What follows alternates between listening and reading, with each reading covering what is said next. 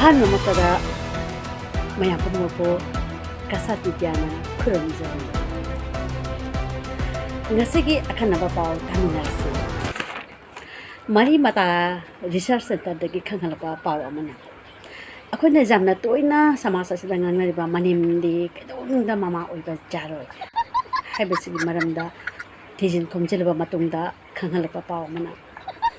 manimna karigma mama oiba tarabadi nupa aduga magi nupi aduga machi manaw thoi maram aduna manimna kedongda mama oiba jaroi haina research center dagi khanghalak ni paudana pikliba angang amana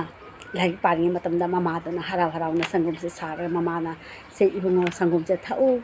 brain pana mani haina pishin mama tamda angang aduna sangum se thaklaga ei labukta sajik chaba ngamlo haina hairakhi maramdi sanaw macha sing mapi de oina sangum thakli bani sangum thakla ma koina karige doctor engineer oiramde maram aduna ei sanu thakla haina anandri khongdo mathani pauda nupa amar khata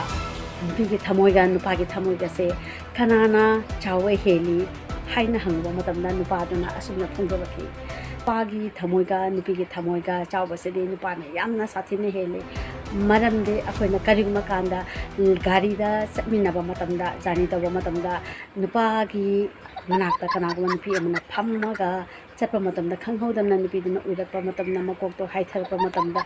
nupa duna haraw haraw na magi lengjomda